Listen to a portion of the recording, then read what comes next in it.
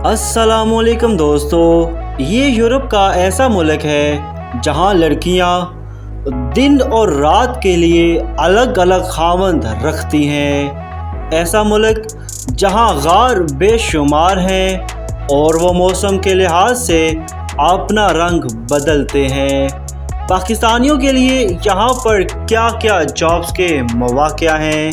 इस मुल्क की खूबसूरत तरीन लड़कियाँ बग़ैर लिबास के घूमना फिरना पसंद करती हैं। ऐसा यूरोपीय मुल्क जहां मुसलमान आबाद हैं लेकिन वहां कोई मस्जिद नहीं। दोस्तों, मैं बात कर रहा हूं स्लोवाकिया की। यहां पाकिस्तानी कैसे जा सकते हैं? यहाँ की लड़कियों की फहश तरीन ज़िंदगी। यहाँ की लड़कियाँ अपने भाई को भी नहीं छोड़ती जिनसी तल्लुकात कायम करने के लिए।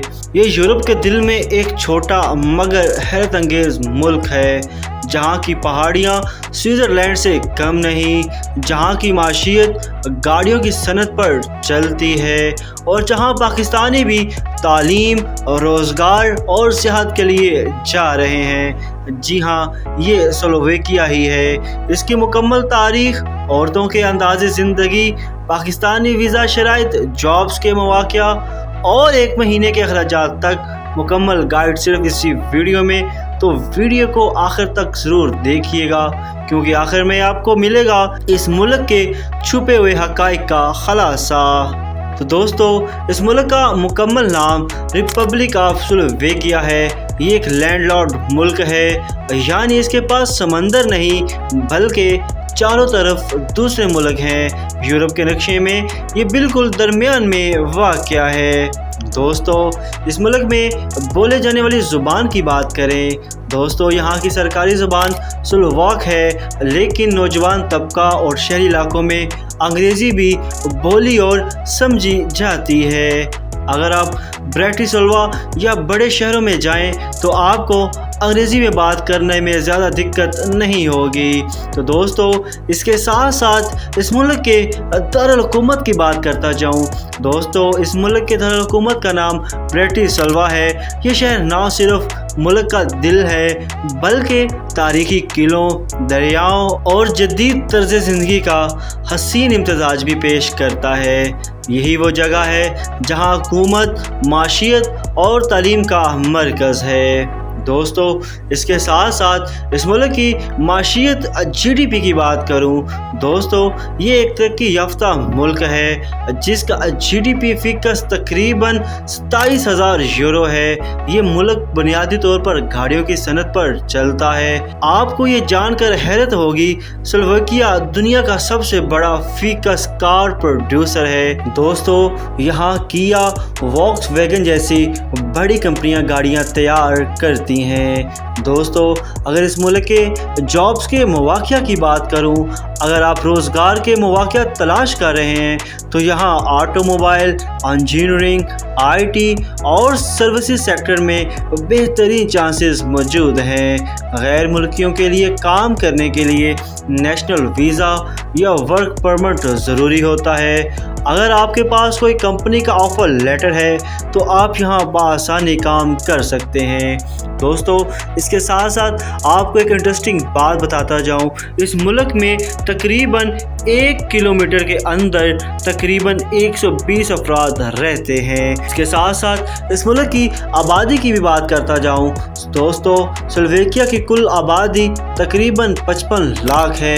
ये आबादी यूरोप के छोटे ममालिक में शुमार होती है।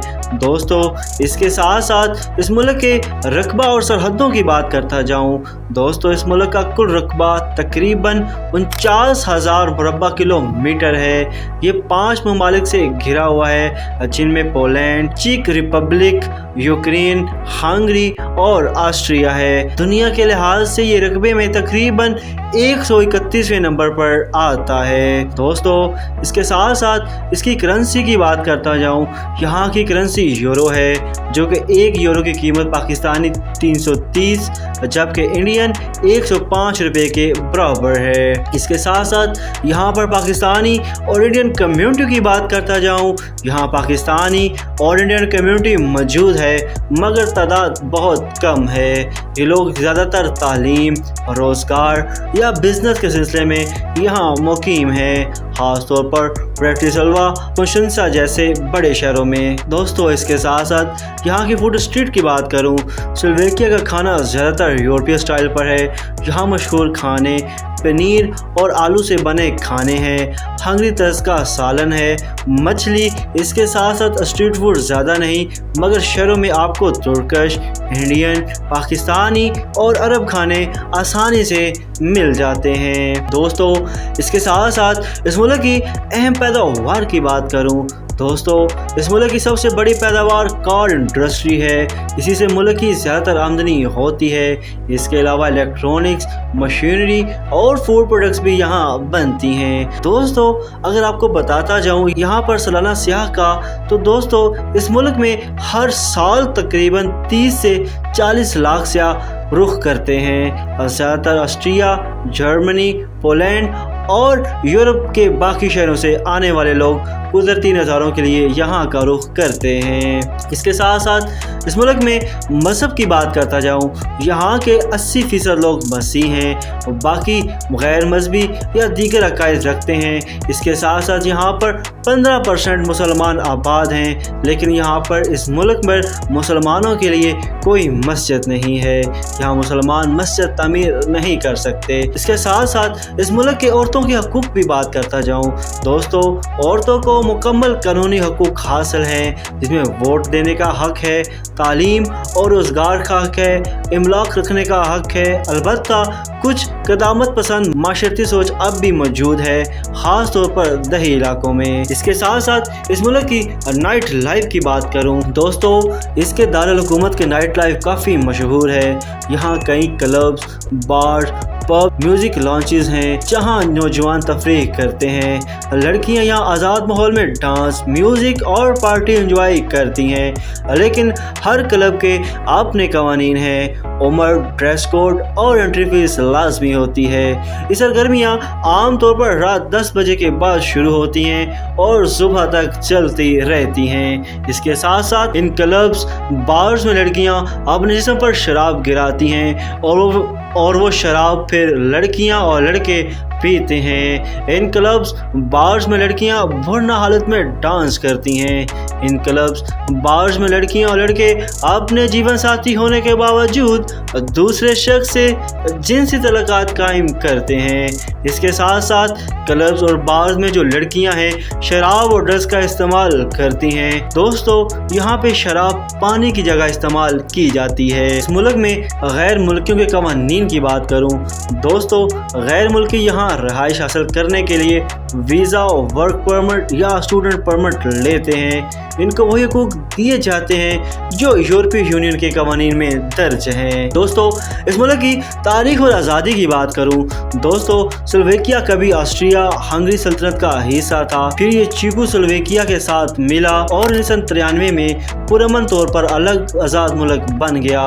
آج یہ یورپی یونین اور نیٹو دونوں کا رکن ہے۔ اس کے ساتھ ساتھ اس ملک کی آپ کو ثقافت اور روایات کے بارے میں بتاتا جاؤں، دوستو سلویکیا کے لوگ اپنی روایت سے گہرا لگاؤ رکھتے ہیں۔ یہ لوگ ہر سال رنگا رنگ میلوں، لوک ڈانس اور موسیقی کے تہوار مناتے ہیں، خاص طور پر فوک فیسٹیول میں مرد روایتی لباس پہنتے ہیں، رنگ برنگی جیکٹیں، بوٹ اور ہیٹ، جبکہ خواتین کڑھائی والے لباس اور پھولوں کے تاج پہنتی ہیں۔ یہ تہوار ان کی ثقافت کی پہچان ہے۔ دوستو اگر ان کی روزمرہ زندگی کی بات کروں، یہاں کے لوگ سادہ مگر پرسکون زندگی گزارنے کو ترجیح دیتے ہیں۔ صبح کے وقت کافی پینے اور ناشتے کے بعد زیادہ تر لوگ اپنے کام یا یونیورسٹی جاتے ہیں۔ دوپہر کے بعد لوگ دوستوں کے ساتھ کیفے میں بیٹھنا پسند کرتے ہیں۔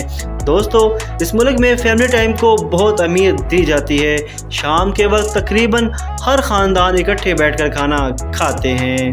दोस्तों इस मुल्क में लड़कियों की तर्ज ज़िंदगी की बात करता जाऊँ, यहाँ की ख़वातीन आज़ाद ख्याल और खुद मुख्तार हैं। ज़्यादातर लड़कियाँ तालीम याफ्ता हैं और काम या बिजनेस करती हैं। इन्हें फैशन, फिटनेस और ट्रैवल का बहुत शौक़ होता है। शाम के वक्त कैफ़े, जिम या कल्चर सेंटर में जाना आम बात है।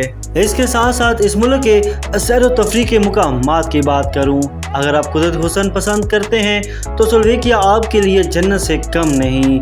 यहाँ के चंद मशहूर मकामात ये हैं: बर्फ़पोश पहाड़ियाँ, स्केटिंग, बर्फ़पोर पहाड़ियाँ और कुदरती मनाज़र। इसके साथ साथ इस मुल्क के दारुल हुकूमत का किला दरिया के किनारे एक शानदार तारीखी किला है। इसके साथ साथ स्पेस किला यूनेस्को वर्ल्ड हेरिटेज है। इसके साथ साथ यहाँ पे कुदरती चूना पत्थर की गारें हैं। इसके साथ साथ कुरून वस्ता की यादगारें। ये सब जगह स्लोवेकिया को एक बेहतरीन यूरोपीय सियाहती मुल्क बनाती हैं। इस मुल्क में पाकिस्तानी और इंडियंस के लिए वीज़ा शराइत की बात करूँ, चूँकि स्लोवेकिया शेंगन जोन का हिस्सा है, इसलिए पाकिस्तानी और इंडियन शहरियों को शेंगन वीज़ा लेना पड़ता है। पाकिस्तानियों के लिए मुकम्मल पासपोर्ट, 2 बायोमेट्रिक तस्वीर, बैंक स्टेटमेंट, होटल या रिहाइश का सबूत, सफर इंश्योरेंस, वीज़ा फ़ीस तकरीबन 80 यूरो है।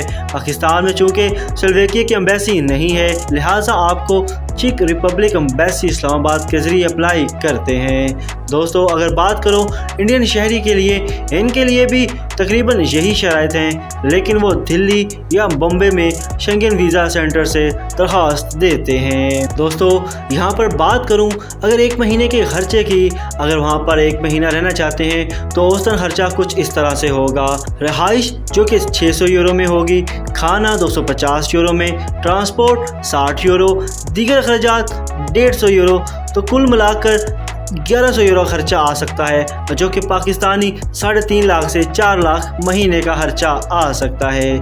ये अखराजात आम मयार के लिहाज से हैं, अगर आप सादा तर्ज ज़िंदगी अपनाएं इससे भी कम मुमकिन हो सकता है। तो दोस्तों ये थी स्लोवेकिया की मुकम्मल कहानी, एक छोटा मगर खूबसूरत मुल्क जहाँ कुदरत, तारीख, जिद्दत और मौक़िया सब कुछ मौजूद हैं। अगर आप यूरोप में तालीम या काम का ख्वाब देख रहे हैं तो स्लोवेकिया एक पुरअमन, खूबसूरत और सस्ता ऑप्शन हो सकता है। तो दोस्तों अगर आपको मेरी वीडियो पसंद आई हो तो इसको लाइक करें, शेयर करें, कमेंट करें और इसके साथ साथ मेरे चैनल को भी लाजमी सब्सक्राइब करें। तो मिलते हैं किसी और वीडियो में, तब तक के लिए इजाज़त दीजिए। अल्लाह हाफिज़।